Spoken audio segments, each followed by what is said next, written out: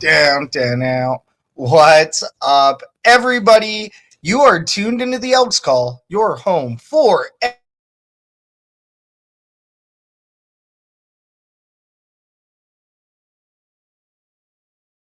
Shotgun Sports Network with the replay airing exclusively on Edmonton Sports Talk. The Edmonton Elks are 3-0, folks. What a time to be alive. That's crazy. Yeah, it's great. It's great to see. Haven't seen it myself personally, so I'm excited. It's been a roller coaster of emotions. It's a lot more stress than I'm used to, that's for sure. So, I mean, the good type of stress, right? Yeah. Well, I don't usually get stressed. I can watch an Oilers game and sure, I'll get stressed by the end, but it's not so bad. Right. And then, I'll watch a Blue Jays game and sure, I'll get stressed a little bit. With Elks games, I'm on the couch jumping and screaming at the TV. It's just different. Yeah. It's just different. Something. A little bit of interference on here today. I'm going to see if it's my phone. If it's not your phone, then it might be my phone. Yeah, one of the two. Either way, we do have a very, very exciting episode up ahead. We can't thank you enough for being here with us today. Make sure you hit the like, subscribe, and favorite buttons. All that good stuff to show some support over here at Shotgun Sports Network. All right, very fun episode. Like we said, let's go through today's show schedule. First up, we're going to open up with The More You Didn't Know, where we chat with our guest.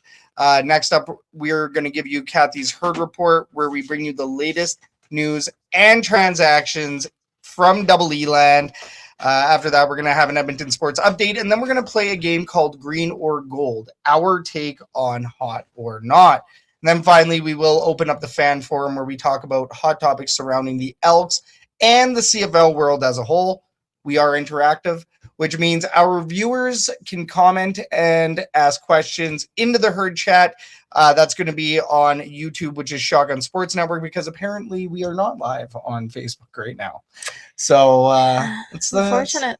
It's the beauty of show business. We'll punch a ticket, as we say. But let's get this show rolling with The More You Didn't Know, where we have a chat with our special guest. This segment is brought to you by Royal Retros.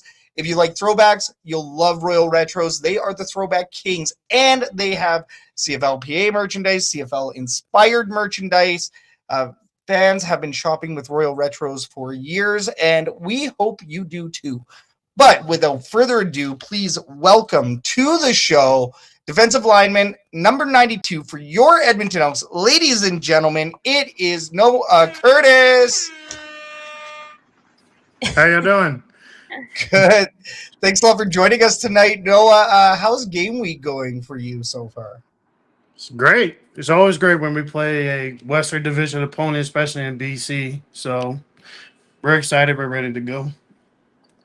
Very excited for that game. Very excited to have you on the show today. Viewers, if you are watching live, be sure to throw your comments and questions into the herd chat, and we will do our best to get them onto the show. But question number one, we do like to ask every guest about their past in this first half. We know you were born and raised in Florida with football being a strong suit. So what's your athletic journey? Yeah, like you said, grew up in West Palm Beach, Florida. Started playing football when I was 4 years old. My dad had to lie for me to play, which is not so illegal. But so yeah, because reason why I want to play because I have an older brother who's almost 2 years older than me, and I just remember crying on the sideline. My dad was watching me cry on the sideline because I want to play with my brother. So the next year, because I was so tall for my age at 4 years old, he signed me up to play with my brother, and ever since then, been playing the game ever since I was 4. Oh no way! And how much older was your brother? Almost 2 years. Okay. So yeah. you were a pretty big 6-year-old, right? I was a pretty big 4-year-old, yeah. Pretending to be a 6-year-old. Pretending to be a 6-year-old, yeah. That's all right. That's a good lie for a parent. Did you have any favorite teams at that point? Did you have any idols? I mean, my dad was a Lions fan growing up, so you could say Lions growing up. And favorite player of all time to me, my personal favorite was Cam Newton.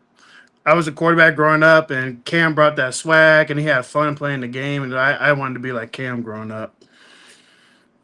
Cam Newton was an absolute legend with the Panthers, right? So that guy could ball out. I forget exactly where Cam Newton went to college, but Auburn. He went to Florida first. Then he went to Blaine Community College in Auburn. gotcha. Yeah, I think it was Florida that I remembered him playing with. But yeah, I mean, you did play college football for different Panthers, Florida International Panthers from 2017 to 2020, with 106 tackles, 7 tackles for a loss, and 3 sacks in 41 games. So, what were your favorite memories from your days with the Panthers?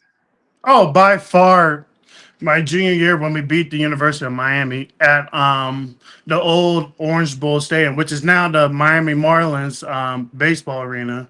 That was by far my favorite college moment. And then my second favorite one was when we went to the Bahamas Bowl. In the Bahamas, we stayed at Atlantis for almost a week, and we beat Toledo to win my first bowl game. Nice. That'd be good. I mean, Yeah. a little bit, a little perk of traveling with your team and go visit some of these places. That'd be pretty cool. Oh, it was beautiful. The drinking age in the Bahamas is 18, so I was 19, and they give us a bunch of money on a card to go enjoy ourselves. And Perfect. Yeah. I love it. What do you expect? You're gonna enjoy yourself. Oh. But after you declared for the NFL draft, NCAA was no longer an option, and unfortunately, you didn't get selected or brought in by a team in 2021. So, what was that year for you as an athlete that had dreams but still had to face reality as well? It was tough. I mean, is it okay to cuss on this show? I'm Yeah, Give her, man. give her. Depression's a motherfucker. Like, I'm being so serious. So like, when you grew up and played this game your whole life and you don't have like that identity no more, nobody wants you no more. You're unwanted. Now you got to go into the real world. And me being, playing football, going to school my whole life, never worked a job before, so that was like my first time getting a taste of the real world, and it humbled me really quick because like I remember my first job was working as a beach attendant at the Ritz Carlton, and then I was working at Amazon as well as a delivery driver. And when I say that was like the lowest of the lows for me, I lost like 50 pounds. I was like 260. I went from 260 to like 210, 215 around there. I don't remember. But I just remember like being rock bottom, and I was just in this like dark place where like I just had no motivation to get better, no motivation to like change my place. I thought I was done. But I'm forever thankful for my mom and my dad for, fighting for me and, just being there to pick me up. And my dad, he's probably like one of my biggest supporters. He has all these connections, and he helped me get back into school, not NCAA, but the NAIA route, which I had no idea about. So that got me back into school, and it got me playing ball, and then slowly gaining my confidence. And then the next year I get drafted by Edmonton. Well, exactly. And, your time with the NAIA, with the Kaiser Seahawks, it's so interesting to hear how, you clawed your way out of it, but you also leaned on your family and your family was there for you. I think that's so powerful, right? And they got you to that next step with the Seahawks. And then, like you said, you did an open tryout with the Edmonton Elks. Mhm. How did that come to fruition, and what was the outcome from that tryout? So when I was doing my draft prep in Boca Raton, Florida in 23, my D-line trainer at the time, he had connections with Chris Jones. I don't know how. I don't remember, to be honest, but he kept sending my workout clips to Jones, and he liked what he saw, and there was a tryout I remember this day. Me and my mom drove down there. It was like early March of 23. Jones was there. G-Roy was there. Sammy was there from the the old staff. Sammy G. And yeah. And I just remember, just giving it my all. Did a little combine, did some one-on-ones, did some more drill work, and then I just remember Jones coming up to me and my mom saying, "Would you like to go for lunch in Fort Lauderdale, downtown Fort Lauderdale?" So we did. We had this one of the best quesadillas I ever had. I forgot what the place was called, but Jones. That's when Jones found out that my mom was born in Canada, and I didn't have my citizenship yet. So Jones was like, from that day, he was like, "Get your citizenship, and I will draft you in this upcoming CFL draft." So that's how it all panned out. So it took me like almost 2 months for me to get that citizenship paper. I remember me and my mom stressing driving to Miami just to go to the embassy and like fill out all the paperwork and got to get this notarized. You got to get like a guarantor. My grandma was my guarantor, so had to do all that. And then literally like a week or a week and a half before the draft happened, I got my Canadian citizenship, and that's when I got put in the CFL draft. Cutting it close, but what a path, right? I mean, you're there for a tryout, and you found out you could go a completely different route, and that's what you did. And that's what I tell people nowadays. Like I have a lot of people back home tell me, "Oh, how do I get into the CFL? How do I get my opportunity?" Go to a tryout. That's what I did. Yeah. How was the switch? How was going from Florida to Edmonton? I mean, it wasn't like a big difference to me. I mean, like ball is ball, and I've been in Canada before. It's been a while since I've been there, but I mean, I like it out here. It wasn't really a big difference to me. Really, I've never been to Florida, so I can't really, I can't say. But I mean, it's good when there's not much of a difference, and at least it doesn't feel like such a drastic change and a drastic move. But yes, as you say, you ended up going to the 2023 CFL draft. The Elks ended up snagging you 28th overall. You saw your regular season game action on June 11th, 2023. So bring us through that first game and how it felt to get your first professional reps.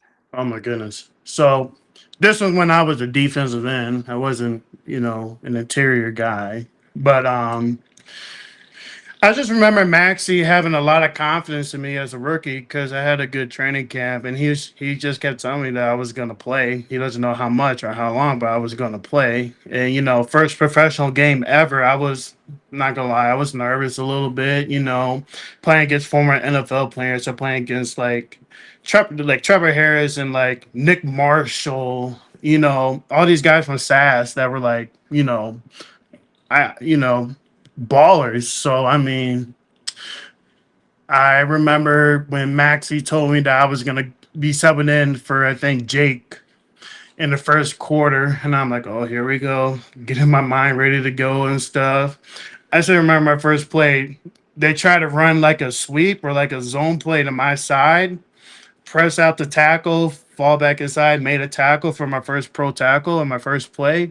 And from that moment on, I was like, oh, I got this. Like all the nerves went away, and I was just, I was like, I can play in the league with this guys after my first play.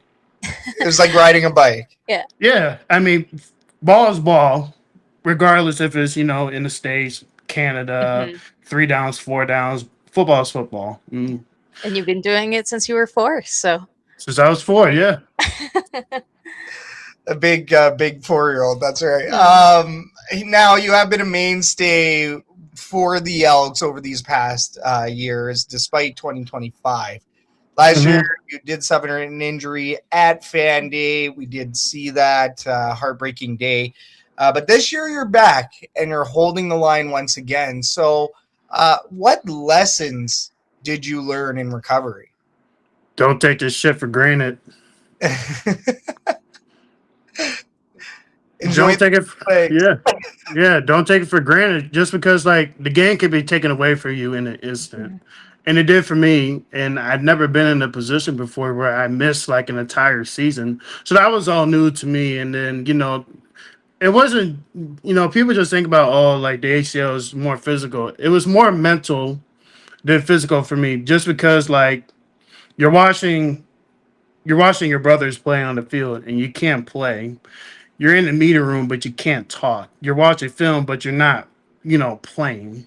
So it definitely took a toll on me. Like it was more mental than physical. The physical stuff will come, but it was more mental to me just because I'm not out there. I'm not doing nothing. I'm there just keeping the morale up, basically. Yeah, I mean, you're still a member of the team, right? And even for morale, sure, like that's definitely helping the team on the turf. But as a competitor and as an athlete, I couldn't imagine seeing the action and being so close to it, yet not being able to partake. Yeah, and I'm forever grateful for my teammates and my parents and my girl back home. Just because like there's been a lot of during last year, there was a lot of days where I was not the best mentally. Like I would look good, but inside I was not okay. To the point where I just push everybody away, including my family and my girl.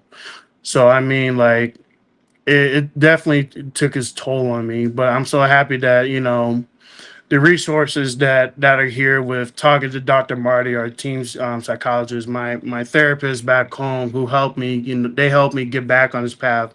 To Brian Cheeseman, for when days were tough, he'll allow me to go in his office and just vent and cry just about how hard this process was. So I'm forever grateful for the people that helped me out with that journey. Yes, that's so important, right?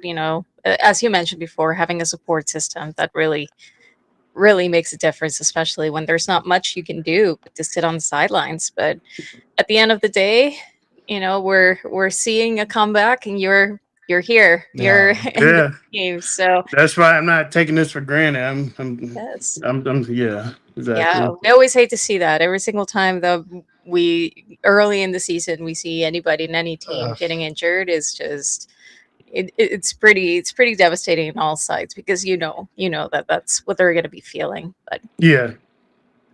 taking it back a bit, in 2023, the Edmonton Elks found their way to 22 straight losses at home during the rookie season. Not really going to talk about that, but now the Elks are 3-0 for the first time since 2017. How cool is that?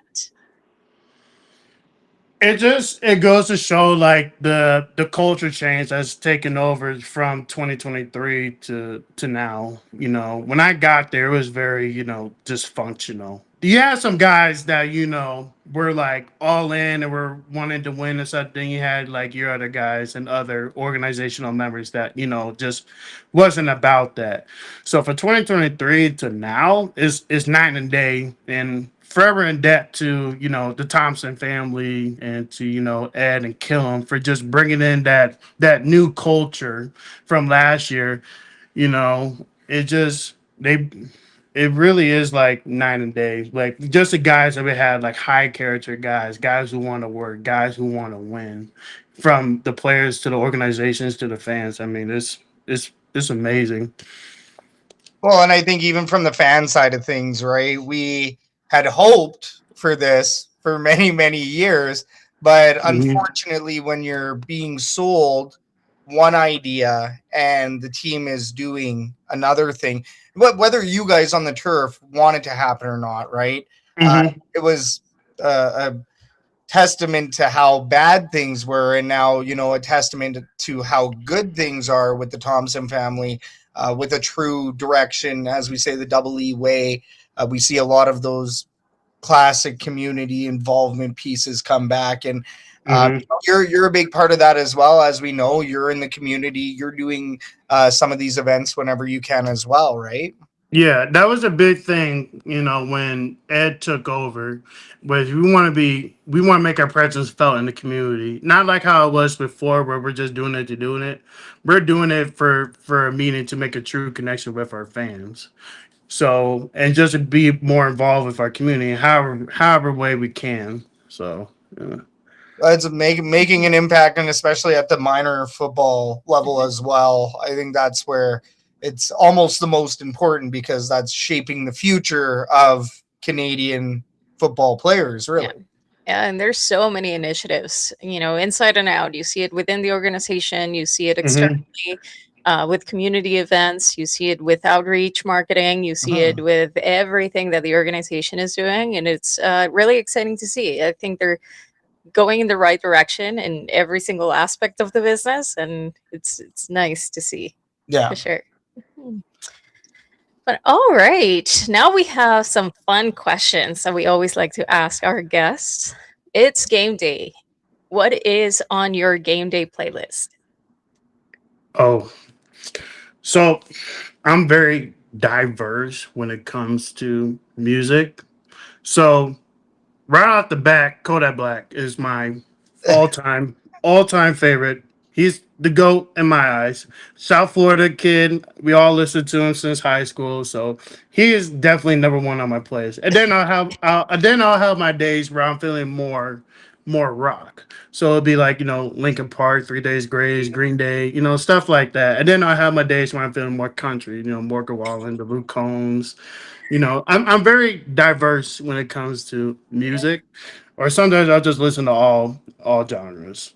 Yeah, just shuffle, just unshuffle, whatever, whatever comes through. Do you have any superstitions? Superstitions. Wait, like what do you mean by superstitions? Like when it's game day, do you have anything that you have to do? Any habits or anything that you have to follow? Touch the turf 10 times. Oh, you mean like do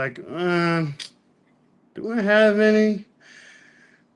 I mean, not really anymore. I mean, my rookie year, I would like go on the field, do my little game jam routine. Now that I'm like a seasoned vet, I don't really do that no more just because getting a little older.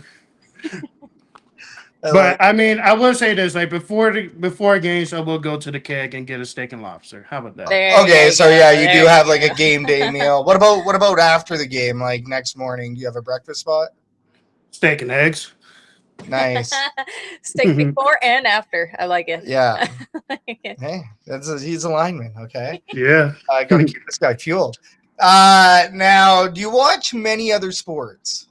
Yeah. What do you watch? I'm a basketball guy. Okay. I watch a lot of basketball and a little baseball. Who's your team for NBA? Miami Heat. Yeah. Okay. Yeah. Miami Heat and Marlins. Marlins. Nice. Are you a wrestling guy? Of course. We know that you've done a little bit of stuff with Top Talent. Can you speak a little bit more about your? Yeah. So I remember in 2024, Mike, our media guy, he told me about this. We're gonna do this indie pro wrestling show. We want you and Jamin Pelly to go there and like do a video for us. And I just remember like watching the show. I've been a lifelong fan like my whole life. I did the WWE tryout and all that like a couple years before that. So I'm just watching it and I'm just like in my mind, I'm enjoying myself, having a good time, but I'm like, I could definitely like do this. Like at least one time I could definitely do that. Then I remember when the video got posted and then Harlan, the promoter, he sent me a DM and he was just like, would you like to do a match? And I was just like, fuck yeah, I want to do a match. That's a childhood dream I'm living, So we made arrangements and he gave me the match details. I only trained with him for, I think it was like 3 or 4 sessions, but it was just natural and, got the match details and then it was a tag match. And yeah, I just remember winning the match and having a good time. It was one of the most like proudest moments of my life, to be honest, was that day doing that wrestling match. So cool, especially because it was your dream, right? Oh yeah. Because you grew up watching the Monday Night Raws, the SmackDowns, and you dreamed of like watching or like doing the match. So I was just happy that like I was able to participate in it.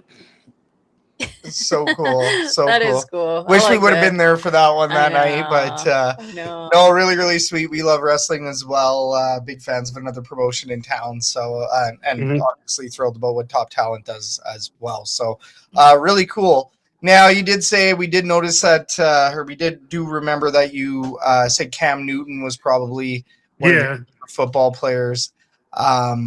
What about outside of football? What other athletes do you admire? Jimmy Butler. I Okay, love Jimmy. I love Jimmy Butler. Jimmy Bucket. Yeah, Jimmy Buckets.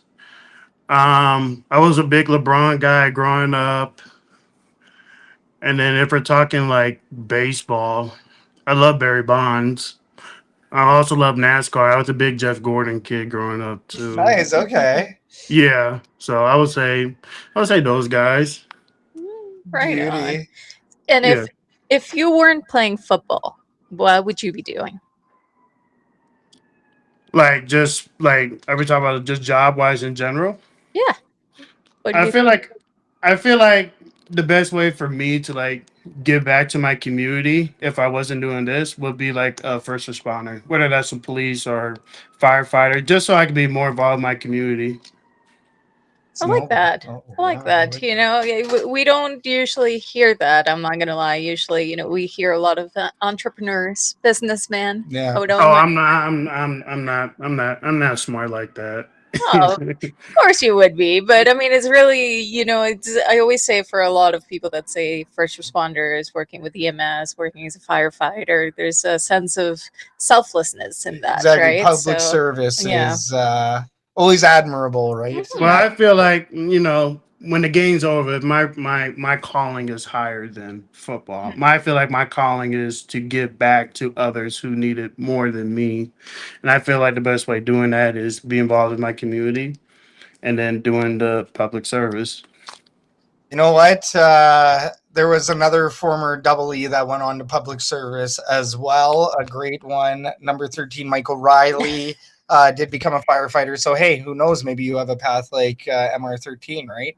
But my dad was a firefighter for when I was growing up, so that's like another reason why. Oh, no Oh, way. there you go. That's probably Yeah. the best reason why. Yeah, Mhm. that's amazing. No way. Runs in the family. Runs in hmm the family. Runs in the family. All right. Well, I guess we'll move on to some serious ones here to finish up this interview because we know that you are going to be busy here with some Kelowna prep. You're going to need some rest before you go lay a beat down on the BC Lions. But it is game week as you will be heading to Kelowna for a very important matchup on the line. Laying hmm on the line, as we say in this episode today. So, how are the vibes at practice this week? Good. It was good. We're very competitive. It's very different in years past. We're very very competitive. We're always yelling, screaming, jumping around, and having fun, having a good time. But when we're in between the lines, it's time to be serious. So Yeah, that's something that I did notice this year going to training camp was there's smiles, there's hooting, there's hollering, but when it's time to lock in, you guys aren't messing around out there. Now, how do you feel heading into this matchup? Like, are you feeling good? Are you feeling confident? talk about like me myself. You yourself? Yeah. Oh yeah, I'm feeling good. I'm excited. I haven't played against BC since 24, so I'm using that as like my game day motivation. I love it. Yeah. And it's going to be sunny. It's going to be beautiful. hmm It's going to be a good game. Good weather for football for once. Finally. Considering Oh my goodness. between Edmonton and everywhere else, it seems like you guys can't buy a good weather game. Yeah. I mean, I love playing in the rain. Yeah. We Do you we prefer rain games over sunny games? Oh, it don't matter to me. Yeah. I'll play in the hot, cold, rain, hail. We got hailed on in practice one time. That was kind of funny. Little extra sting, but hey, ball is ball, Hey, right? you gotta keep Yeah. moving so you don't get hit by any. Okay, last question that we have for you, Noah. What advice do you have for the future generation of athletes? Ooh, I would say take advantage of your time. Have fun when you start playing it in, junior high and high school, because when you get to college, it gets serious. Like it's a job now. So I would say just take advantage of the friendships that you make along the years, and like don't. I'll say this all the time to people. Like, don't take the game so serious to the point where you don't have fun playing it anymore. Find like that healthy balance where you're still taking the game serious, but not too serious to the point where you're just mentally fatigued. Yeah, the mental breaks are as important as the mental reps. Same deal for the body, right? Hmm. No, Well, that's some great advice. and even though it's a job, you really don't have to make it feel like a job, like one of those 9 to 5s that you don't want to be at, right? You can. I mean, yeah, I mean, just like, some people just take the game so serious to the point where they're training, like, 2 days a lot, and they're just a lot of stress on the body. And I'll just say, listen, listen to your body, have fun while you're playing this game, because it's not gonna always be here for you. Take advantage of it now. If you take it so seriously, now I wouldn't say take it so seriously, but you'll start having like some regrets, you Yes. know. So I that's mean, what I that's would why say. we see a lot of people that retire from professional football at an early age, right? Because Mm. it's so hard on their bodies and mind and everything that Hmm. it makes me laugh, because we're mid 30s and we always hear the commentators being like, "Oh, he's 35, he's ancient," right? I mean, it's yeah. it's yeah, it's tough to hear. So yes, you definitely have to take care of your body and all of that, and enjoy Hmm. the time that you get playing football. Well, for sure, and luckily, Noah, you have many years of football left. Hopefully, they're Hmm. all green and gold, right? But unless Yeah. they're green and gold of a different variety in the states. But that being said, right? Yeah, I mean, what you bring to the team, it's amazing. You're a big character guy out there. You're one of the more positive people out there, I would say. I mean, obviously, everybody on the team, they're pretty darn positive right about now. But, throughout the years, despite you being, like we were talking about before we went live, you were indeed the poster child for 22 game losing streak at home. Here we are now, though, 3-0. You're part of this team. You're You talk about that. yes, and he brings the graphic. The graphic, somehow the poster child for Kind of stray from TSM for no reason. from TSN of all people. You're like, come on, man. Like, Like, why couldn't it be Jake Seresna, or Taylor Cornelius? Why it had to be me? what I want to say that was just you standing for O Canada or something. It I was was just standing for the national anthem. It was a great picture. Like, you are super photogenic. The thumbnails that we did for our show is like, man, he's just made for this. So I think that's what it was. TSN looked at the picture and they're like, perfect. I think my dad sent me that picture, and I was just like why? Like he just started laughing at me. Everybody started laughing at me. I'm like, what? Like, why am why? I the poster child for Why this? am I catching strays? Yeah, Yeah, like this is exactly. my first year here. I'm only partially responsible on a small scale for maybe Yeah. one or two or three of these losses. It ain't even me. I'm just a rookie. Yeah. Oh, too good. Alrighty, man. We will let you go. We can't thank you enough for joining us and spending your time with us tonight. This was an awesome conversation, and once again, we appreciate what you bring to the Edmonton Elks and to our community. So, thanks again, man, and we hope you have yourself an amazing night, Noah. Appreciate it. Thank you for having me. Thank you Thanks a so lot, man. much. Have a good night. Have an awesome Thank night. you. Thank you. And that was number 92, defensive lineman for your Edmonton Elks. That was Noah Curtis. Oh, too funny. Great chat, great guy, great combo. So many experiences. That's so cool. Like, just you think about your life, and I mean, it's not necessarily that we live boring lives, but No. in many ways we live boring lives compared to the players that sometimes we talk to. It's pretty cool, some of the things that they Totally. get to experience. Oh, 110%. And I mean, every player has a different story, right? So I think that's hearing his, even the fact that he might be into the public service role after his playing career, which seems to be a popular path for football players as well. Really cool. Great guy. Noah Curtis. Awesome stuff. This is the Elks Call. We are the Elks Herd. Hit the like, subscribe, and favorite buttons, all that good stuff to show some love. But next up, we do have Kathy's Herd Report. Kathy's Herd Report is where we talk about recent news and transactions and the game recap and a little bit of fantasy talk, all pressed into one segment. This Herd Report, all of it, is brought to you by MVP Meal Prep Company, and we will have an unboxing that I have somehow not brought down, so we'll have to grab that during the Edmonton Sports Update. Yeah. But you're gonna have to do double duty as I go get it. I probably will. But the reason why we don't have it on hand is because we were too busy eating it tonight. Once again, if I had to make sure that I grabbed one before you ate all of it. Yes. So yeah, I mean, MVP meal prep. If you're looking for delicious, clean, and convenient eats that cater to your busy lifestyle, look no further than MVP Meal Prep Company. Christina and the crew are hooking up our viewers and listeners with a 20% discount at mvpmealprep.com using code ELKSHERD20 at the checkout. That's all caps, no spaces. And we will have a bit of a sneak peek for everybody so that they can see what exactly we're talking about, because these meals are delicious. All right. We're going to do that during the Edmonton Sports Update. Yeah. For now, let's talk about this game. Yes. Let's talk about this game. What a game. What a game. What a game.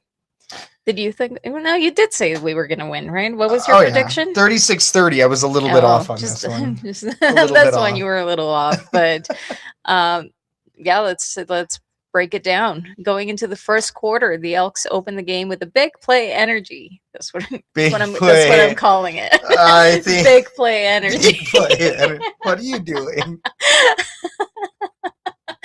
Dublanco. Big P energy, eh? Big P energy, big play energy. Dublanco taking Sacalaros down just seconds into the game for a loss of 8 yards. Big play energy right up the get-go.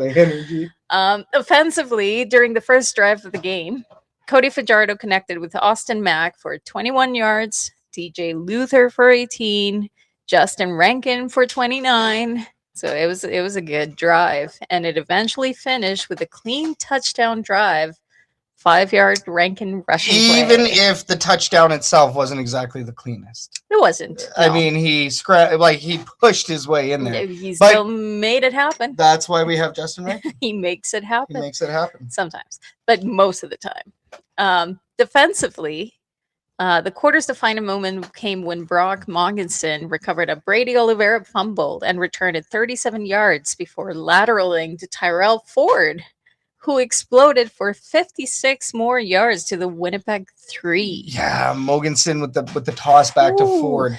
But what happened after this was not so complimentary. Just keep in mind that this was a 93-yard combined return. Which is great. Unfortunately, though, as we have seen before, the Elks were not able to fully capitalize. 3 points. Holding penalty after an incomplete pass, forcing the Elks to go for a field goal instead of a touchdown. Very disappointing. Hate it. I was so mad. I was like, what did I say during the game? Like, if I was Tyrell Ford, I would be swearing up a storm. Yeah. Because how do you not take advantage of a play like that? Yeah. At that point, a touchdown should be a given. You have to score. You're at the 3-yard line. You have Get the ball across. I hate that. I hate it with a passion. That's probably the worst times that I have watching the Elks is when we make it to the red zone and we're in one of those, 2 and 1, 3 and something scenarios, or you hate it. Oh, it's so frustrating. And I mean, we see it time and time again, right? Yeah. So time and time again, we see red zone failure after red zone failure. And I mean, in this case, sure, you get the 3 points. It's great to get the 3 points, right? We got points on the board. We'll take it. But it could have been a full 7. Could have, should have. Special teams also flash. Javon Leake produced multiple long returns, though one was called back after an untimely penalty following Castillo's missed field goal. So that's also you don't do that. Yeah. You had another opportunity that you were not able to do anything with because of a penalty. Going into the second quarter, it started with a long drive, including a 33-yard run from Rankin and a 32-yard pass to Keon Julian Grant to the Winnipeg 4. Once again, despite the multiple cracks inside the 5, Edmonton was stuffed on a 3rd and goal and sadly turned the ball over on downs. Which I thought that TJ Luther, because that was TJ Luther, I believe, right? Or was it Cephas? Was it Luther or Cephas? I thought it was Luther that had attempt to catch the ball. And unfortunately, he lunged back over the line, and they determined that was not a touchdown. Turnover on down, sad party. TJ Luther. That was a sad party. At the 1 yard line. Turnover on down, sad party. So, I mean, you hate to see that one. Once again, you're in the red zone, and you actually end up giving the ball over. You give the ball to Winnipeg instead of getting the 3 point the 3 points that you could use in the game. Yeah. Which at that point, I mean, even talking about the Tyrell Ford from Brock Mogensen lateral handoff there, lateral pass, sorry. Build a wall and get the guy through. Yeah. Just build a wall. Don't overthink it. Stop trying to pass the ball. Stop trying to run Rankin on the outside. Yeah. Now is not the time for a sweep or a swing. No. Now's the time to build a wall and Just get the guy through. Stop overthinking it. Yeah. And the Elks, in my opinion, you're at the 6 yard line? For the previous one? Yeah. It was within the 5. Well, 4. Sorry, the 4 yard line. You're at Winnipeg's 4 yard line. Once again, build a wall. You got Justin Rankin. Run him straight forward. Yeah. And we have even seen Cody Fajardo do that. Well, yeah, with the quarterback keeper, for sure. But even then, just push through. Just do it. Push through, and whoever it is. Cole Snyder, if you're really that worried about it, run your short yardage quarterback and drive that guy through repetitively, because maybe you do get 2 yards on one of those. Yeah. Right? And better than nothing. We're talking about you need a yard and a half, and a yard.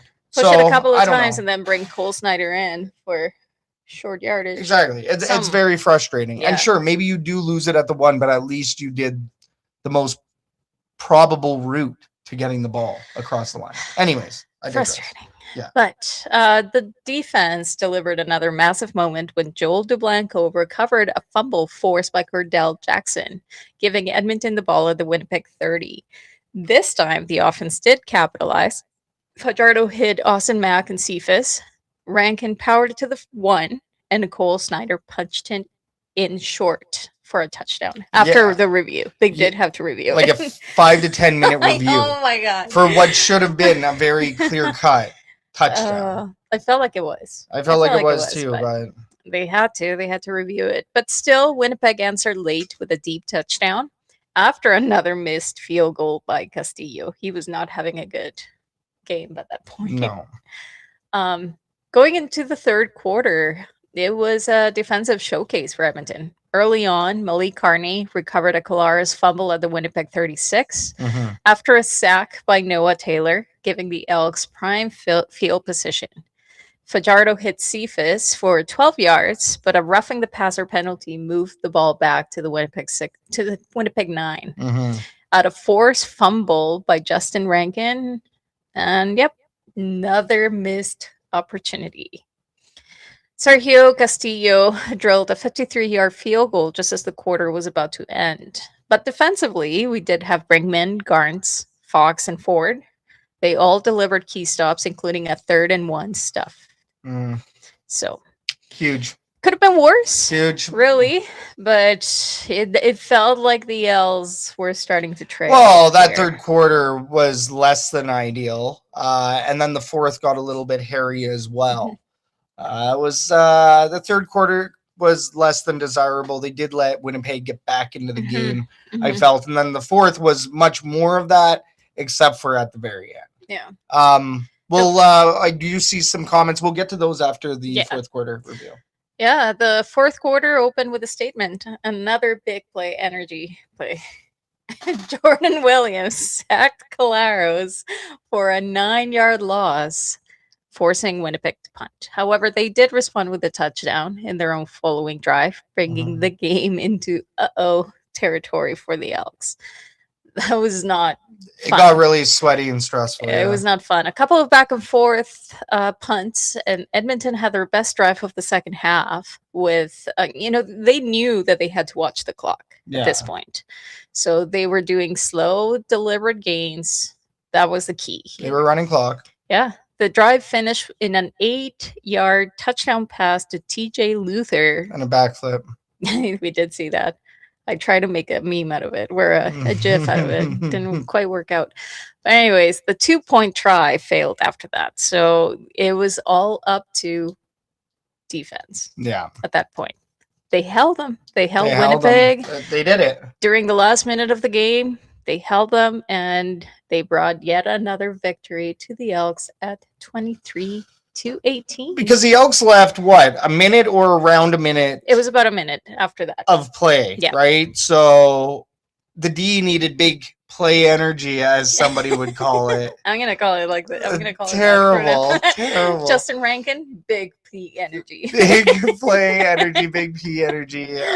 Jake Julian, big P energy, but big P punt energy. Yeah, I mean, you needed the D to make a stop, and they actually did that for once. I'm not going to say for once, because this season they've been doing that. They've been doing that as opposed to years past, you expect that from the D, and it just doesn't happen. It came to a point where you expected the D not to make that play. You expected them to let the floodgates open. You expected those dink and dunks on the sidelines, right? Where they make their way up the field, and away you go.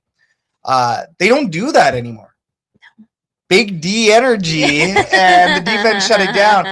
Let's take a look. By the way, 23-18. Let's just give her one of these and one of these. Yeah. And I said when we logged out of the show last week, I did say, I hope it's 3-0 when we host our next show. And guess what? It's 3-0. So that's beautiful. We're very, very excited.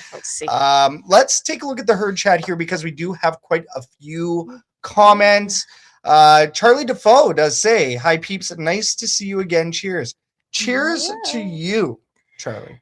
For Sinjin, I think my favorite situations to be in this season so far are number 1, a first and Rankin, number 2, second and Rankin, and finally our rare third and Rankin.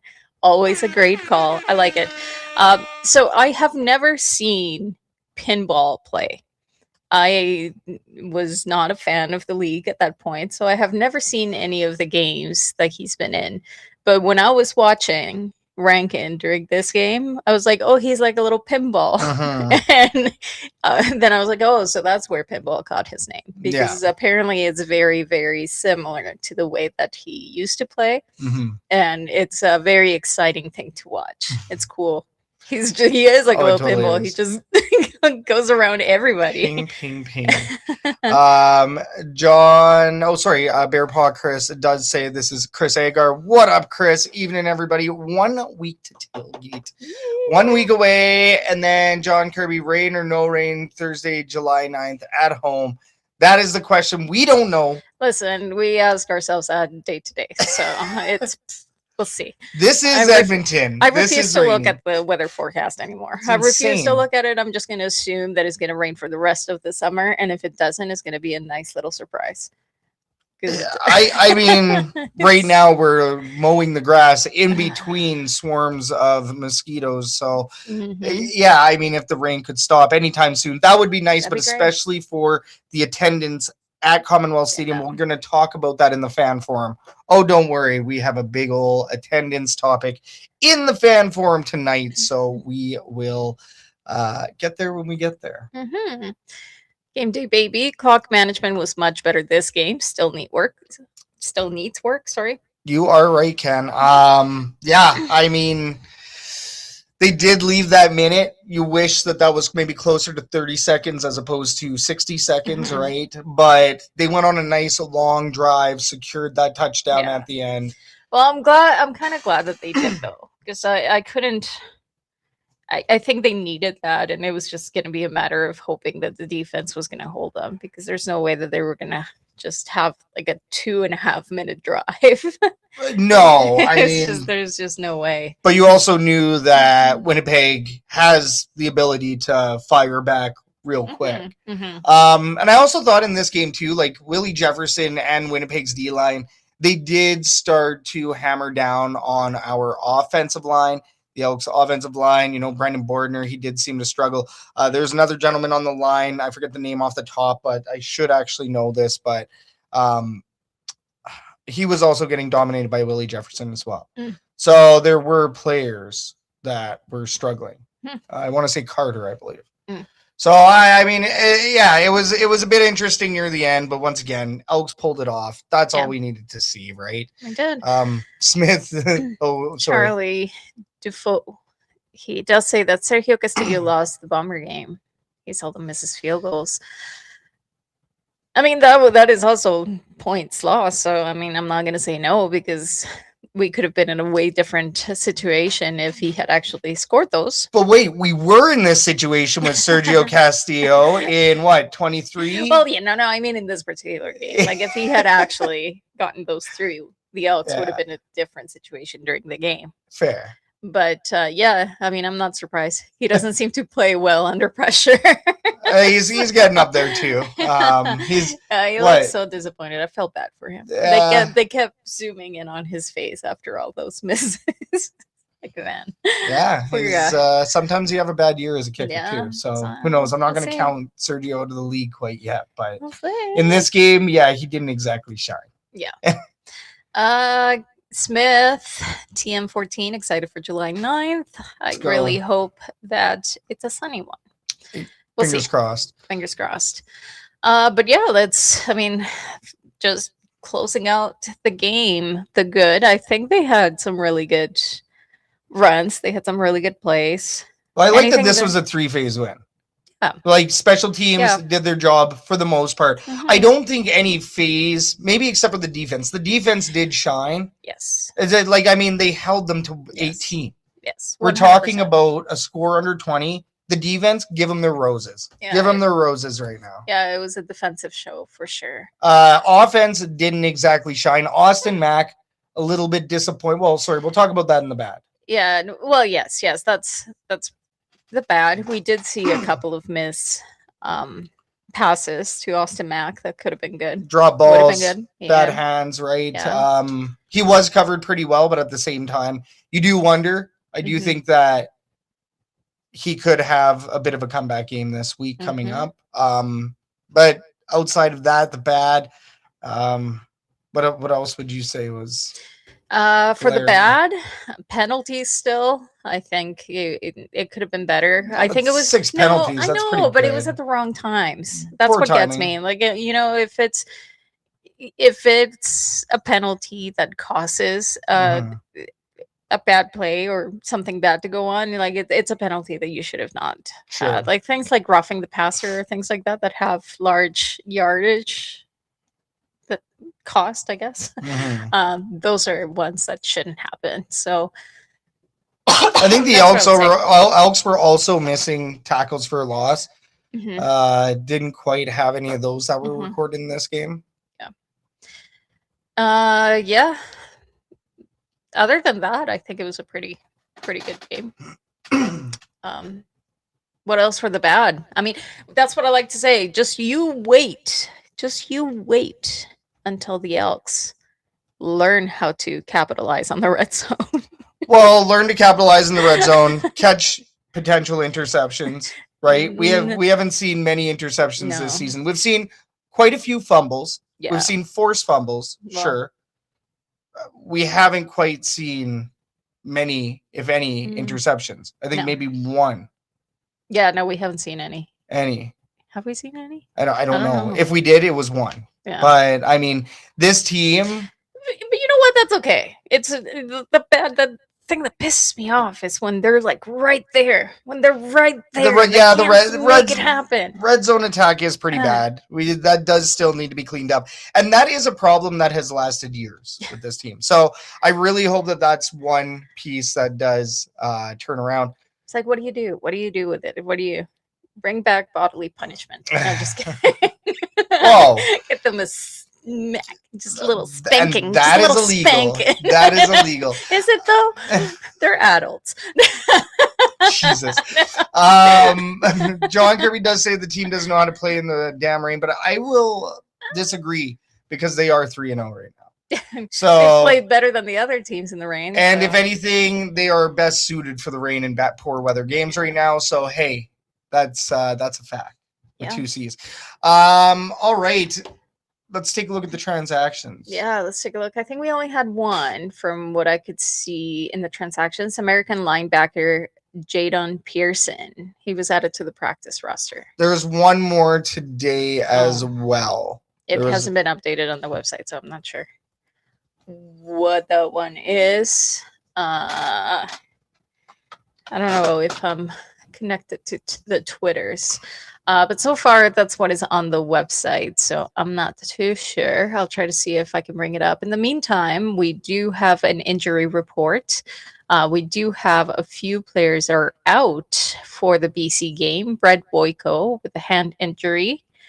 Brog Mogensen with a hamstring. And Royce Mitchie is out also. But making a return, which is very important. Same deal with Brett Boyko. It's nice to see them make it back onto the injury list, considering they were starting the season on the 6-game injury list. Oh, here you go. Thank you, John. It was faster than I could log into X on my computer. Isaiah King. Yes. Oh, yeah, I did see that. Yeah. American linebacker Isaiah King to the practice roster. So when we signed the other linebacker that right before Isaiah King, I had questioned Jaden Pearson. I had questioned, okay, who's injured? And it was Nick Anderson. And then this signing happened today, and I went, oh, no. And then Brock Mogensen popped up with a hamstring. Okay. So that tells me that our linebacking corps are getting a little bit dinged up, especially with Tava Malga Clements out on the 6th game as well. Obviously has not drawn back into the injury list yet, but Joe Robustelli. He is back. Well, he's still limited, questionable. We're still not sure. Most likely won't be playing. Most likely. Most likely won't be playing. Silas Hubert is available, which is good. So D-line gets a little bit of help. That D-line's been looking good. We want them to do more of the same coming up, which is on Saturday, July 4th, Edmonton at BC, 5 p.m. Mountain. That's Touchdown Kelowna Part 2. Very exciting. Do we have a prediction for this one? No prediction. Okay. So for this last game, I did predict 36-30. I was well off because I didn't think that it was going to be that big of a defensive battle. With this game coming up, you know, the Elks did just win by 5 points, at least with my 36-30. I said 6 points. I've been off by 1. So let's see if we can be consistent here. I like 36-30 still as a number. But I don't know. I'm gonna say 32-28. 32-28. How about 32 Elks? Yeah. Oh yeah, the Elks are winning. So they're winning this one. I think that Nathan Rourke is going to give the defense fits. I think that they will allow more than 25 points. I think 28 is a good number to pick on that one. They're going to be hungry. BC is going to be hungry for this one for sure. Right, but they could be demoralized as well. We don't know. And they're also out of their home stadium. They're in Kelowna. The Edmonton Elks get to just swing in. They don't have to make it their home per se, right? Yeah. So, this will be interesting. We will see. I think that the Edmonton Elks can pull off this win. In fact, I think they will. I would love to see this team go beyond 3-0. I'm not going to say that other number because we ain't going to jinx nothing. But I know that the belief within the Edmonton Elks organization right now is 1-0 every week. They're focusing on 1-0. Mark Killam had already stated that they're not talking about a streak right now. They're focused on winning each game, each week. Doesn't matter the week. Doesn't matter a streak. Doesn't matter. So it'll be interesting. I do think 32-28. I think that that's going to be a close representative. I don't think that this is going to be some massive quarterback shootout. And I think by now we have come to depend on Cody Fajardo getting that 25 to 35 kind of mark for points, right? This offense, 25 to 35, unless Rankin goes superhuman for the night and gets a hattie of touchdowns. Yeah. So, I mean, that's where I'm at on that. Speaking of players to watch and all of that, what's your fantasy? Okay, I'm gonna go get the MVP bag while you talk your fantasy. You do that. What's your fantasy? Catherine's favorite segment, as you can tell. All right. If we're looking at weekly fantasy, I'm taking Edmonton Elks defense in this game because I do think that they can hold BC under 30. And I mean, I also think that this team is due for some interceptions. This game could be potentially that game for the D-backs, the linebackers to get their hands on some balls to get to ball hawking. So I do think that Elks defense, if you're doing weekly fantasy, I think Elks defense, Cody Fajardo at QB, Justin Rankin ×2 with the captain perk. I think Samuel Hicks at running back. I think Tyler Common at wide receiver because, yes, we called Tyler Coleman last week on the show, and he paid off. If you had selected that fantasy line, you most likely were winning your week. So it sucks because I had to go back in and reset my lineup, and unfortunately, I did not pick the exact same lineup that I had selected on the show. It was an absolute bonehead move. I don't know what the heck I did, but I was really kicking myself in the head when I found out that I lost in fantasy in a league or two. So anyways, getting back to this weekly fantasy lineup, once again, that's Elks D, Cody Fajardo at QB, Justin Rankin at running back with the ×2 captain perk, Samuel Hicks at running back, Tyler Common at wide receiver, Aiden Eberhardt at wide receiver, and Dedrick Mills at flex. So I believe so. Yeah, that's what we're going for. Who to avoid? It's tough to avoid any Elks players or D for this week. I mean, I think wide receivers, if anything, I think that's going to be a really big toss-up. It's hard to commit on a wide receiver this week for the Edmonton Elks. I like, if you're looking at your fantasy league, if you have Trevor Harris, I think you're still playing him at QB1. Cody Fajardo, he's a great number 3 option, right? If you have him, play him. But Trevor Harris is the better quarterback in fantasy right now. Justin Rankin has 86 fantasy points on the season, which is insane. He's a cheat code for the Elks. He's a cheat code in fantasy. So he's just a great pick. Is it fair? I got him, so I don't care. I got him in like 2 leagues, so I really don't care. I'll take the points. I'll take the wins. I'll take the points. TJ Luther did pay off last week. That was another selection from our What's Your Fantasy mini segment. This week, do we see Cephas or Austin Mack pop off? I'm more inclined to believe that Austin Mack is going to have a touchdown in this game. I hope so. Well, after that performance last week, I think now he's going to be even hungrier for it. Tough to say what kind of drills he's doing this week to help his hands, but I know that as a competitor, this guy will be looking to bounce back. So if you had to pick an Elks wide receiver, probably Austin Mack, especially if you do have him, put him into your starting lineup if you have other options.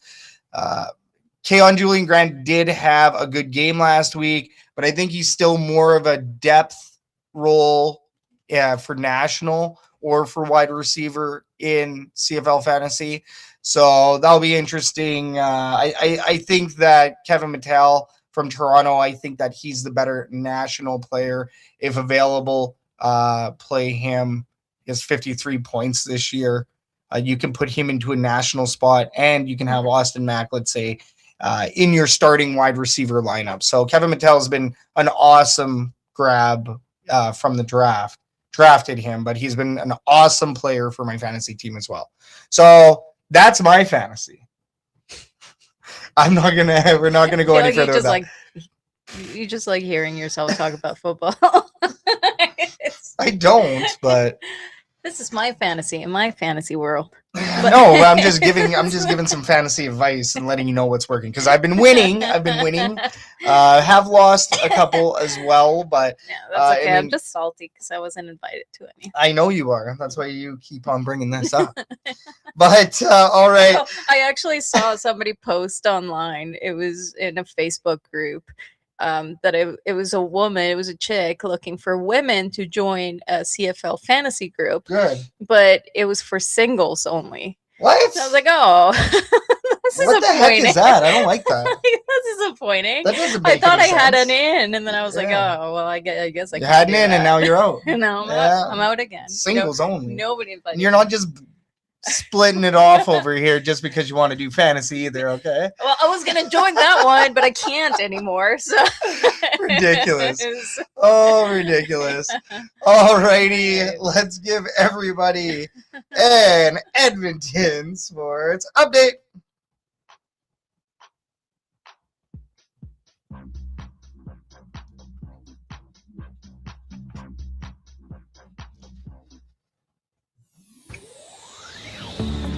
Oh, this Edmonton Sports Update is brought to you by Herdy's. Get some thick on a stick. Albeit Stall 182. Some chicken souvlaki on the menu next Thursday at 5 p.m. Don't say that. Thick on a stick. The Edmonton Elks are currently 3-0 with a Western Division matchup on Saturday evening. The Elks visiting Kelowna as the BC Lions call the Apple Bowl home for the second ever professional football game in the Okanagan. Kickoff is at 5 p.m. Mountain. The 6-7 Edmonton Stingers secured a 95-87 Canada Day win against the Calgary Surge yesterday at the Expo Center. They'll visit the 9-7 Vancouver Bandits tomorrow night. Tip-off is at 8 p.m. Mountain. The 13-12 Edmonton Riverhawks are in action tonight, riding a 6-game winning streak, facing the Bellingham Bulls at Remax Field. The game started at 6:05 Mountain. You can stay up to date on the action at westcoastleague.com. And don't forget that Love Pro Wrestling has events every month with their next shows on Thursday, July 30th and Friday, the 31st. Tickets as low as $10. You don't want to miss out on Love Pro Wrestling. For the Elks herd, you're up to date.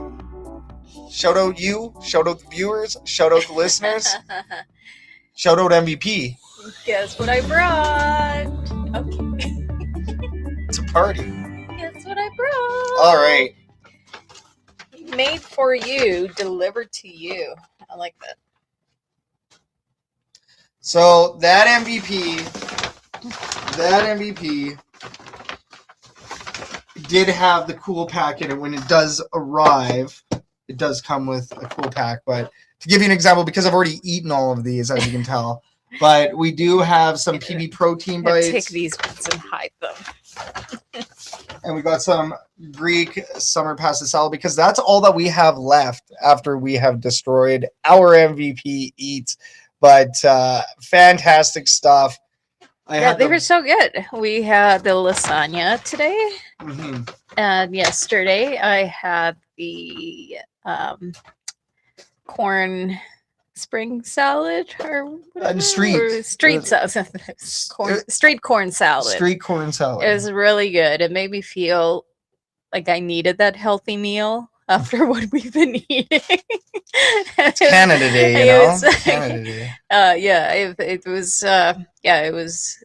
Usually, I'm a little hesitant. I don't want to say that I'm picky, but I definitely have things that I don't like. And usually when it comes to pre-packaged food, I find that there's a lot of things that I don't like in them. So I usually don't get them, like, frozen foods or anything. So I'm always very hesitant, especially when it's just, a bowl full of vegetables. But I went for it and it was delicious. And I'm really glad that I did. Burger Bowl was amazing as well. That summer menu over at MVP, once again, that is code ELKSHERD20 to save 20% off over at MVP. Was an absolute lifesaver tonight as well, which was really good. It was a huge lifesaver. Yeah, so, for busy people. Busy people. Busy. And sometimes it's really nice to be able to just heat it up and eat it and know that you're eating healthy too. Well, it's still fresh. I think that's it's fresh. It's so fresh. So. It's not like the frozen foods that you get that are full of preservatives. Not at all. Not the same. Like usually there's a little bit of guilt with that, when you're too busy and you're like, oh, I'll just buy a frozen pizza or something. And then you're like, oh, that's horrible for me. This is definitely not like that. I feel good. So good. So good. So once again, big thanks to Christine and the crew for that. Next up, we are going to play a game. This game is called Green or Gold. Our take on hot or not, green or gold, is brought to you by another company. Lather, are you? Dang it, I wanted one of those. But green or gold is brought to you by Lather. Smell damn good with Canadian-made soaps and more. Elks Call is always happy to have Lather on the roster. We know you're going to love this stuff once you check it out. Hey, you want to save another 20% off? You can save 20% off over at lather.com. That's LATHR.com using code shotgun20. All caps, no spaces, shotgun20. That's 20% off over at Canadian Made Soaps. That's lather.com, LATHR.com. And hygiene products, all sorts of good stuff over at Lather. Smell damn good. Save damn money. All right, green or gold. We're going to bring up a topic or an item, and if you like it, you're going to vote gold. But if you don't like it, feeling different about it, don't, you feel some type of way, then you can vote green. Herd chat, you know what to do. Blow it up. Throw your vote into the herd chat to have your voice heard. HERD. Heard. I will say Lather gold. I will say MVP gold. I will say Royal Retros gold. But let's talk about a different company. Okay. Oh, actually, let's talk about a different company. We'll switch these around for a moment. Okay. So, Game Changers custom double E shoes. Let me see. I think I have them. All right. So these are provided by our good friend Sinjin Sperling over at Momentum Customs. Love Momentum Customs. Love what Sinjin does. Ladies and gentlemen, let us know, are these special edition Game Changers cleats, are these green or are these a gold? Now, the story behind this, Sinjin made these at Game Changers, was painting them live on site. Look at that new Edmonton logo. That's a new logo, I believe. And there's 9 stars on the bottom commemorating Grey Cups, and then there's 5 more at the top commemorating the 5 in a row. I read the graphic. I read the graphic that he had posted. Sinjin Sperling, Momentum Customs. Ladies and gentlemen, let us know what you think. Is this a green or is this a gold? Sorry, unfortunately, those that are listening, you'll have to go over to Momentum Customs or just Momentum Customs on Facebook to go find these pictures. The Walterdale, the map. You have the map. I love this is a big fat gold. Nice, nailed it. I'm gonna say gold. Hard for me to say anything other than gold. I think this was a bit of an easy one. I think for us. Look at those. Look at them. They're so cool. So sweet. The stripes. So were they up for auction? I believe so. Yeah. Yeah. That's cool. So yeah, I hope they made a lot of money. Well, they're worth it. Exactly, and of course the ribbon on the back as well. Yeah, that's cool. Very cool. The blue ribbon is ovarian cancer? Yes, correct. Thank you. So, yeah, I mean, these cleats, obviously, proceeds are going to ovarian cancer research, I believe. It should be. As per the Game Changers initiative, right? So, look at this. Nothing but gold in the herd chat here. Smith TM says gold. We got John Kirby says gold. That logo should be on our shirts and hats. Game Day Baby says gold. Candor 2777. What up, Candor says gold. Sue Newton in the her chat. What up, Sue? She says gold. And Sinjin is on the chat saying that you can find him on Instagram as well. Momentum Customs on Instagram as well. Love him. One last look. Sweet. One last look. Look yeah, we got to this. see these one more time. Beautiful. So beautiful. Look at these cleats. I love that logo. I do hope that they put that logo, cool. sorry, on shirts and I'm a sucker hats. for anything that says Edmonton, to be honest. I know, right? Tell me about it. Like, I will most likely buy it if it's this. I feel like I don't have enough things that say Edmonton. Yeah, we definitely don't. No, you're right about the word specifically. Yeah. Big shout out to everybody jumping on the stream right now. This is the Elks Herd. We are live on the Elks Call. Thanks a lot for joining us tonight. Hit the like, subscribe, and favorite buttons. All that good stuff while we are here. We do have another gold on that. That is from PQH32. What up? Says gold. Beauty. Love them. Yeah, freaking awesome. Very, very nice cleats. Yeah, I don't think you can have a bad thing to say about them. No. I kind of this was an easy one for everybody, but now we have. You're tricked. You can't say anything about something that brings money to ovarian cancer. What's wrong with you? Testing our audience. No, I'm just kidding.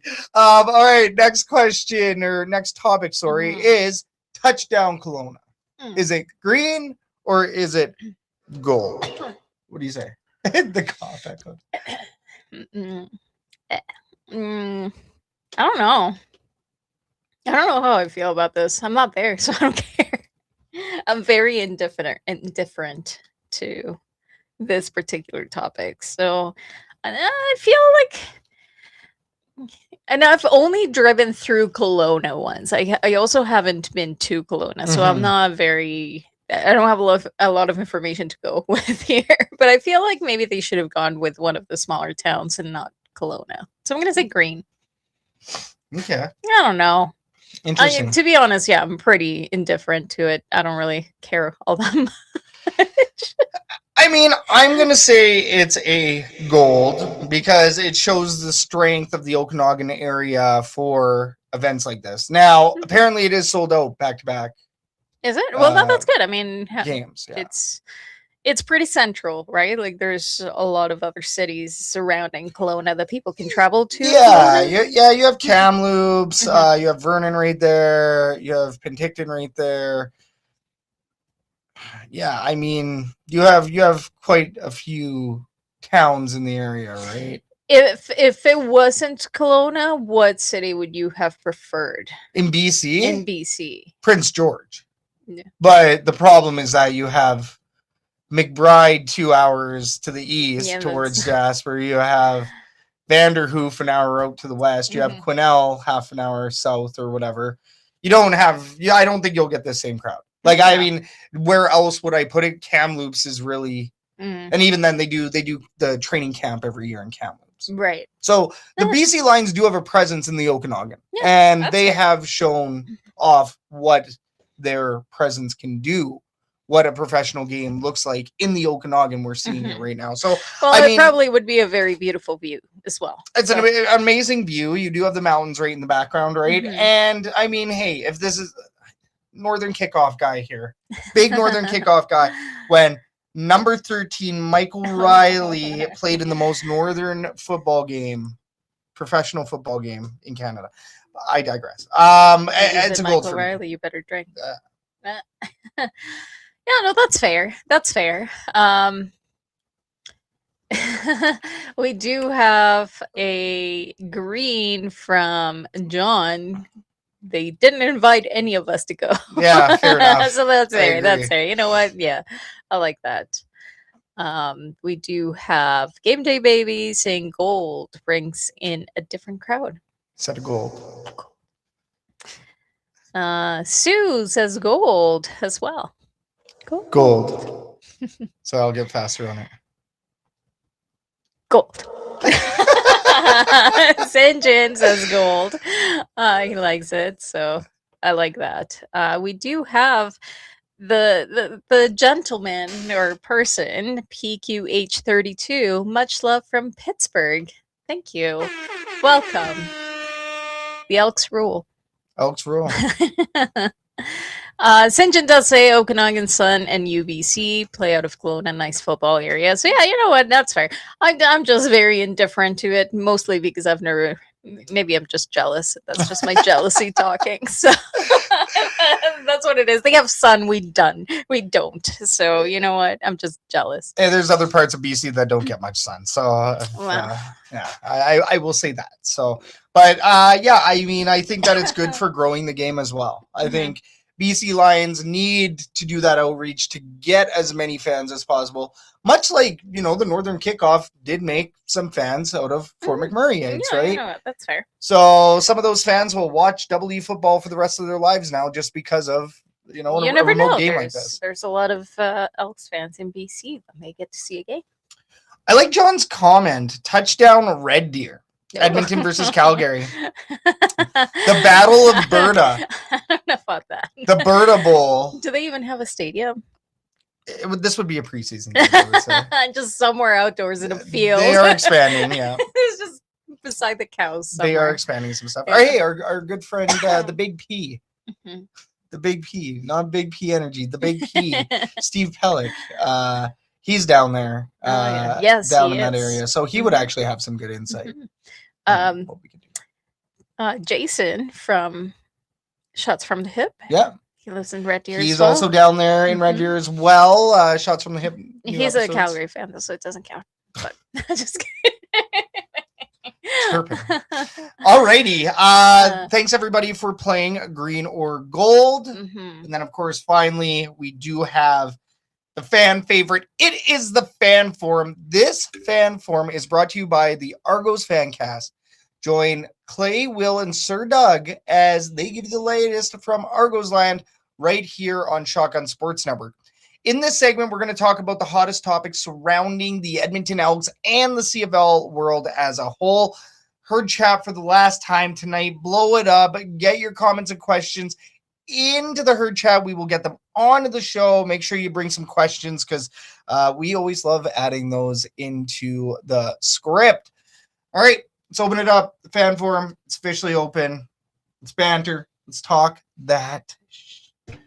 It's a swearing episode today. Everybody swears. Everybody swears. All right, question number one. The Edmonton Elks have been struggling with attendance for quite some time, but now we're seeing numbers drop across the league. One can point a finger in many directions with this issue, as poor performances, weather, rule changes, they all play a factor. But do you think the league attendance will be down to finish this season? Like, is this the perfect storm for permanent damage for the league going forward? Do you think that the attendance is going to rebound? What do you think? I don't know. It's hard to say. I mean, we talked about this already in the show a couple of episodes ago, and we said that there's so many things that are kind of put into factors. You already talked about some of them: performances, weather, rule changes, but then also FIFA. That's taken up a really big space in television and everything else. So it's hard to say if anything will. I don't know. I don't think it's going to be permanent. I hope it's not going to be permanent. But you think it's going to rebound? Because that's kind of the chatter of it. This is why I brought this up again. And I know we did talk about it a couple episodes ago, but that was also really early, and I don't even think the Edmonton Elks had actually played their home game yet, right? Not at that point, no. I think they can rebound. I think that there's a lot of factors that are affecting attendance right now that can get better. I mean, weather. There's always going to be the people that are not going to go to games because it's raining. Don't blame them. I don't necessarily want to go when it's pouring outside. So I get it. We'll see on Thursday. I'm not sure how that's going to look, but that might take an effect on it if it's raining as well. Right. Now, performances. If the Elks keep winning, that's going to increase the chances of people coming back. Simple as that. It's pretty black or white. Win more people are going to come see it. Simple as that. So if the Elks continue having a streak like we have, and they continue doing as well as they're doing, they're going to rebound for sure. No doubt about it.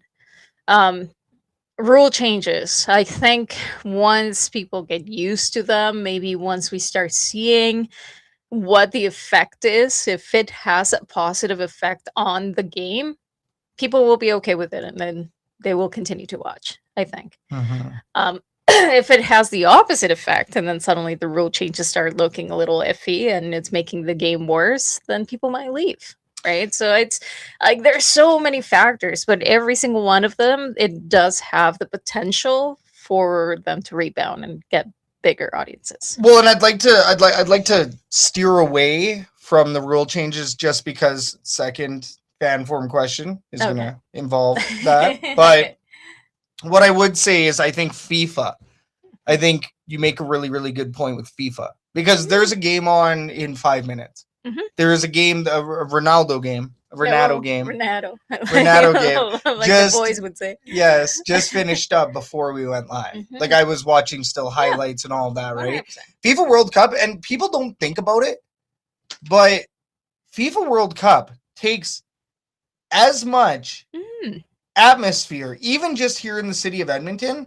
It's taking up so much atmosphere that it's somewhat comparable to Oilers playoffs in the sense of viewership in mind and everything else. Like people are flocking down to the Canadian Ice House for games. Like they're packed every single day with soccer fans, football fans in there, right?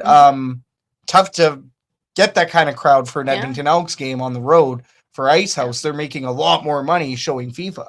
And I mean, how many more weeks of FIFA do we have? Still a few. Yeah.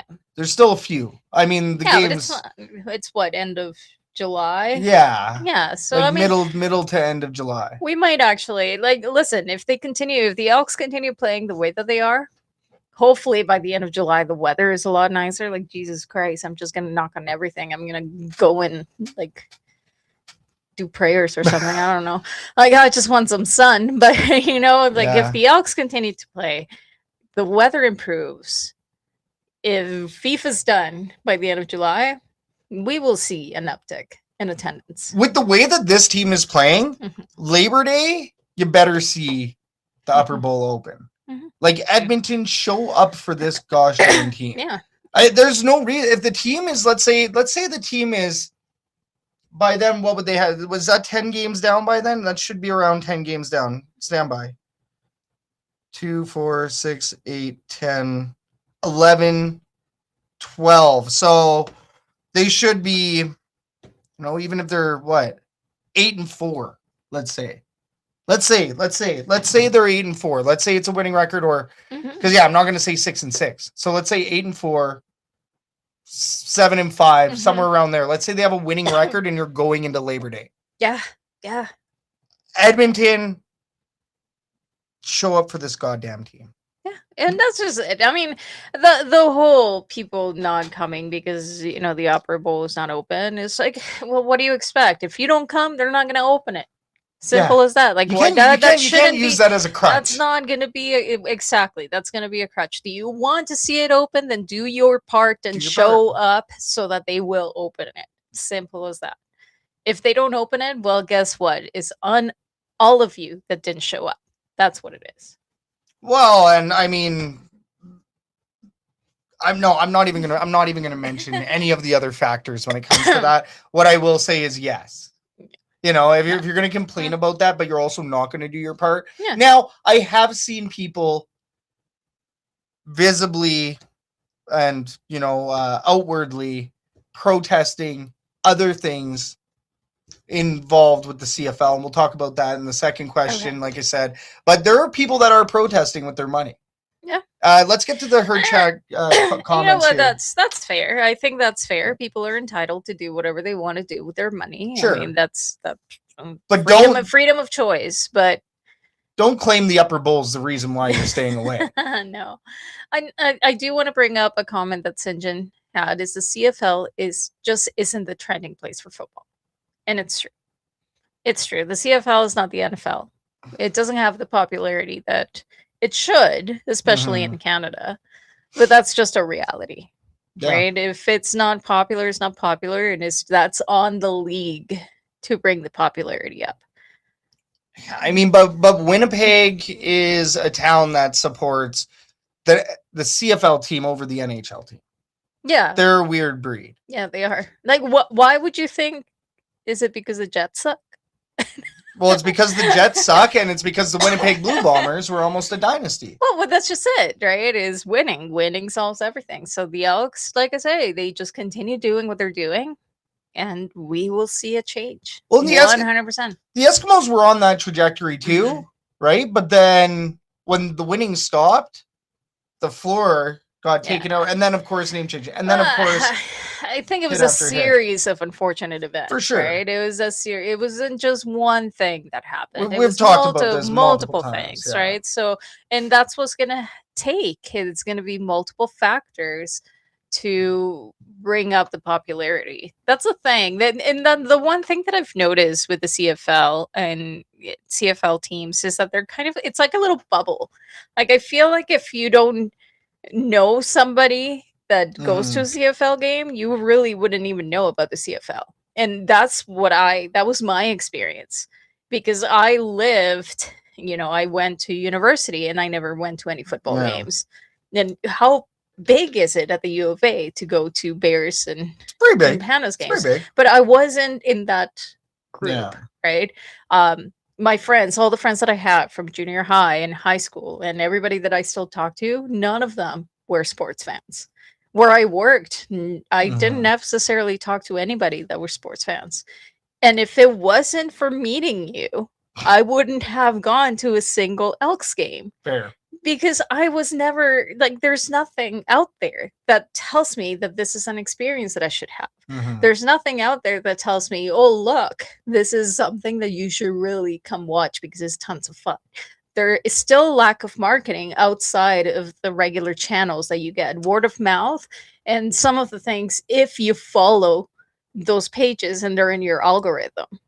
Otherwise, like, how do you find out? Yeah, I do think that the CFL still does have a bit of a marketing issue. I mean, I'm sick of blaming the CFL for their bad marketing because, but I mean, the seats are going to show themselves. Simply put, the empty seats are going to show on TV. So it's not like the CFL doesn't know about this. The CFL is very well aware. But even here in Edmonton, I noticed that the billboards have gone, the frequency of seeing double E billboards. Because when I'm driving, I want to see green and gold everywhere. But when I'm driving, I want to be blasted in the morning at 7 a.m. while I'm driving down 97th Street to my job. I want to be blasted by a green and gold billboard that says, you need to be here. Like, billboards, man. That's what you get. Like, even though I wasn't into sports, I knew who the Oilers were because I was slapped with Oilers everywhere, regardless of where I went. And I will say that the Edmonton Elks are doing good with the phone ads and everything. Like, phone ads, I see myself a little bit too often, but it's hard to say though because our algorithm is deep it's deep in it, right? So it's really hard to say from an outsider, right? Like, where it happens, right? And I mean that's a topic for the marketing team to figure out. But kind of just getting back into this, like, I think that Labor Day is going to be the biggest tell. Labor Day rematch specifically in Edmonton. I think Labor Day is going to be a big tell for Calgary, sure, but we don't care about them. Little town by the boat.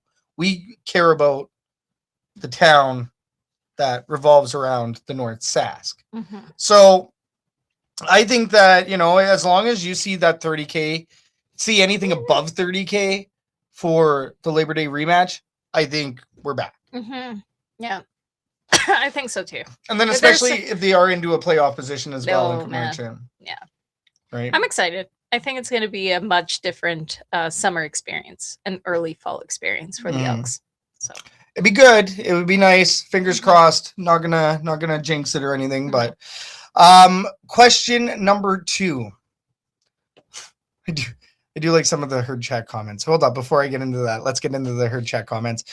Game Day Baby does say there's nothing else to do in Winnipeg in the summer. That's why everybody goes to Bombers games. Love that one. Ken, Charlie, there's lots to do in Winnipeg, baseball, etc. and Grand Beach. The Yeah. best beach, They have not a on the beach? ocean. Wow. I Uh, like that. I like that. Too good. St. John also does say traditional football fans also have a hard time understanding how 9 teams work competitively.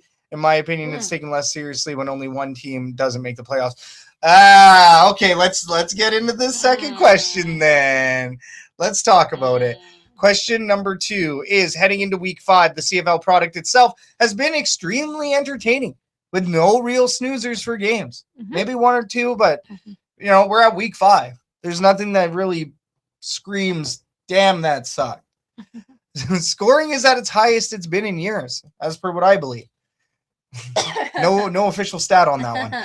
Do you think this could sway Stuart Johnston from changing the field size and goalposts next season? No. And maybe potentially playoff format as well? No. You think it's all marching forward? No. I think this is actually going to make him push more for it. Because people already know about all these changes. Yeah, but people are now protesting. Wayne Roth, I believe, he's a prominent Double E fan, has some stuff going on, social media, XYZ.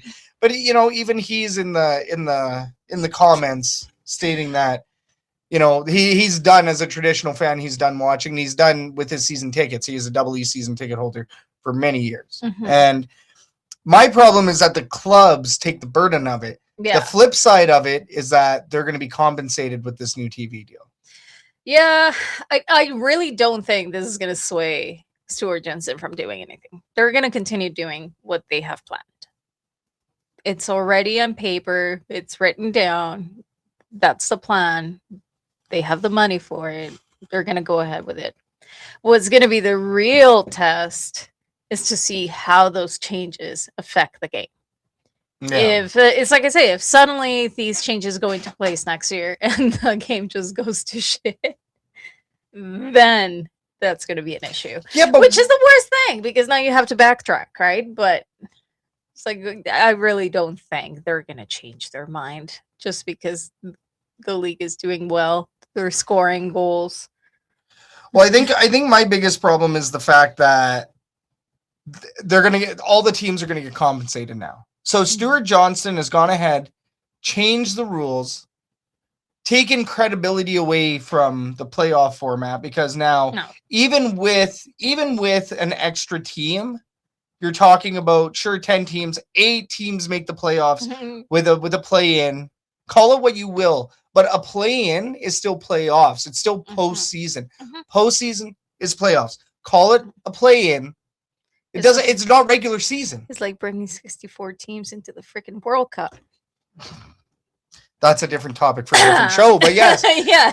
So I mean, I get it. Money is involved, and that's why they're doing this. They want to get more money back in the teams, and this is where, hey, do we think that the butts that are now missing in the stands, do we think that those are ever going to be a sway when they're making all the money that they need? The NFL is not a gate-driven league. The NFL is a TV broadcast league. The UFL became a TV broadcast league where the butts in the seats don't really matter. It's how many people are watching at home, which fantasy helps that. There's certain pieces that they have done now that help what they're doing. But once again, this is where we're seeing mass outcry still, and now people are indeed protesting with their season seats. So we don't think Stuart Johnston, because Stuart Johnston did kind of walk back the play clock, the 35-second play clock.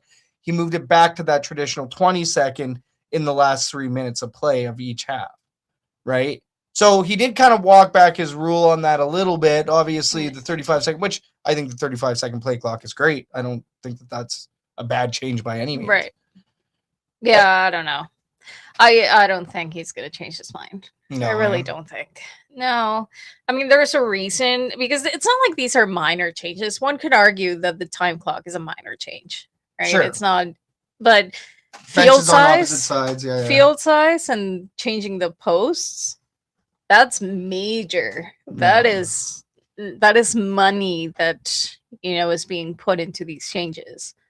So if Big you're money. gonna Big money. backtrack, you're gonna do it now. Mhm. Because they're already budgeting for it, they're already planning for it, they're already figuring out how that's going to work, right? And that they're not going to do that. Well, and teams are already announcing their change, Yeah. their renovations. Yeah, So with the playoff situation, that one could argue that could be a minor thing, and maybe it just doesn't work out, and they bring it back because it's not like a physical change in the field. sure, they can change that back if they want. They Yeah. could change that back, and I think we're gonna start seeing that. Like, I don't know how that's gonna go. I think it's dumb, but we'll see how it goes. I wonder if all of the fields will still have that extended length, just in the event that they want to bring it back to traditional CFL, let's say traditional Canadian football Maybe. field length.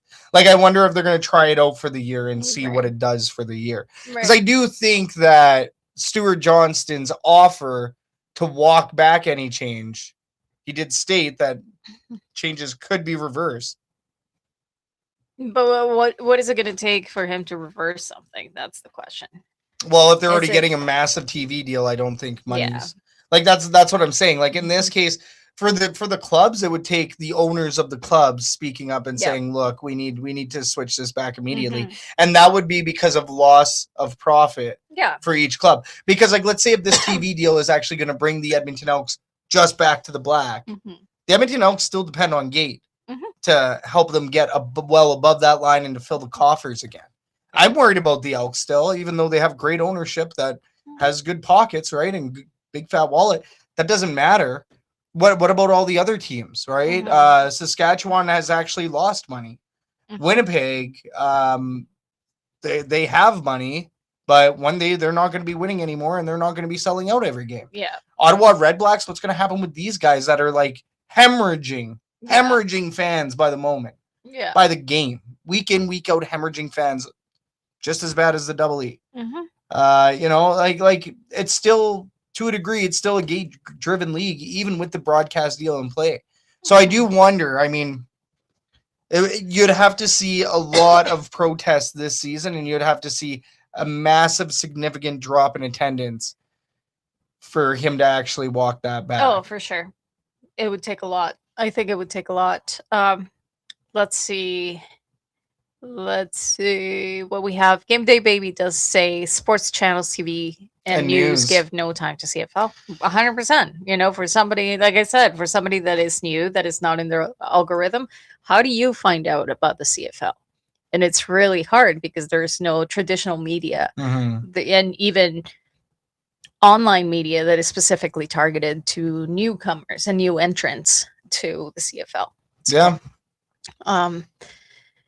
Let's see. Steve Nassi, he does say any company's upper management executives will never reverse their direction or decision. So it's hard. It's hard. Once they have like the thumbs up from up there, good luck reversing a decision. And right? you know what, Steve? You actually make a really, really good point. What up, Steve Benassi? Really, really good point. Mhm. Because that's now your baby. I know how corporate world works now. That's your baby. That's your egg. You have to hatch that egg, and you have to make that as successful as possible, because you've already jumped through 5 hoops to Mhm. get to the other 10. You know what I mean? Like when you're already there's money on the line. money on the line. There's money on the line. Lay it on the line. Lay it on the line. St. John does say that the field rules will open the door for CFL to do a game in the States and try to drive some popularity there, especially with the UFL finding some ground with the new franchises. So I think we saw that coming. I think that a Yeah. lot of these changes have something to do with either expansion or opening up the market to more American players and all Teams, that, and teams. And so I mean that's I think that's pretty transparent. I think that's a really obvious reason as to why all these changes are happening. Mhm. But whether people like it or not, that's a different story. So far, they don't. What else do we got here? Sask never had many sellouts. That's from Charlie Defoe. Yeah, maybe not sellouts, but they definitely used to fill the coffers. So yeah, very, very interesting to see them not exactly right up against that number anymore. Yeah. Saskatchewan lost money even though they had led the team in attendance last season.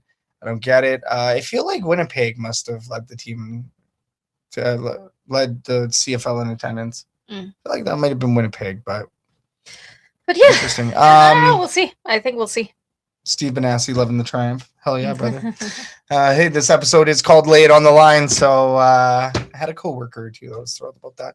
All right. Yeah, do we have anything else? Is there any questions in the herd chat? Did we see any questions? I don't believe we did. I think we already addressed everything that was on the herd chat. Yeah, I'm pretty sure we addressed it. Yep. All right. Apparently, Vernon Adams Jr. is having himself one heck of a game, and our good friend Clay from Argos Fancast benched him because the Argonauts are playing the Calgary Stampeders. Oh, no. In quote, had him on my effing bench is what I just read. So, yeah, just absolutely hilarious. And then John Kirby does give us one last final weather update here. Gonna have to call him John Clausen.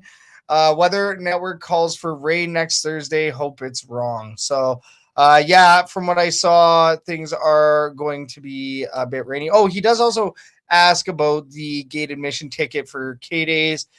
Since July 17th is the first day of the K-Days parade and festivities. I don't believe so. I don't know. Usually this would be billed as K-Days Day, like as a theme night. From what I've seen in the past from the Elks and the Eskimos, usually, like I said, this is billed as a K-Days Day, and they usually specify that you do get that free ticket. I'm not seeing that this year. Haven't heard anything about it. Would be surprised if we do get K-Days tickets with our season tickets as well, or with your game ticket.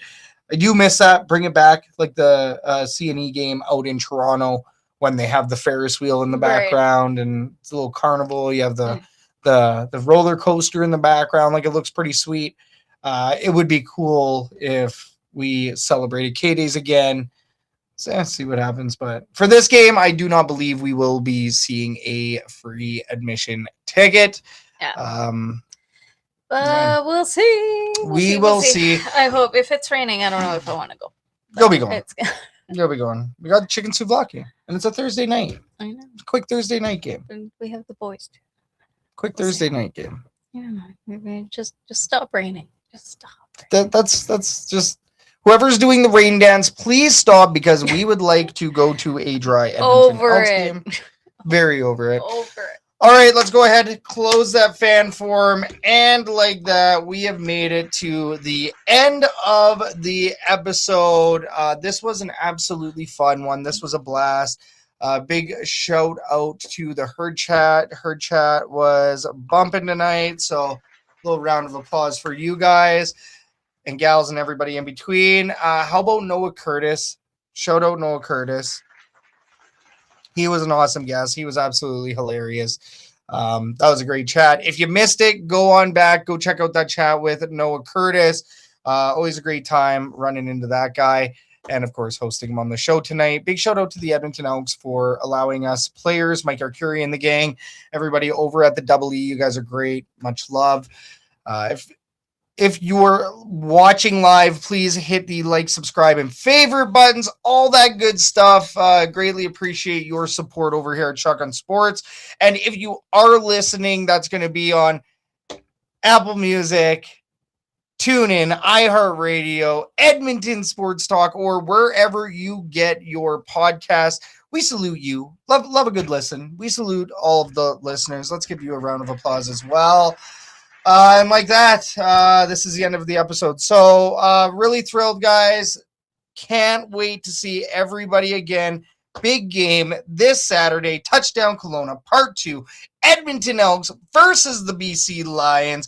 Let's get a big old dub. Edmonton Elks really hoping that they pull it off. But until next Wednesday, my name is Scout, a.k.a. the Rev from Section X. And I'm Catherine. This was the Elks Call. We are. This was the Elks Call. This is not the Elks Call. It's not the Elks Call, but it is the Elks Call. We are the Elks Herd, and we can't wait to see everybody next Wednesday for another lovely edition of the Elks Call, aka the Carl. Hopefully, the Edmonton Elks are 4-0. Have a great night, everybody. Have a good night. Cheers.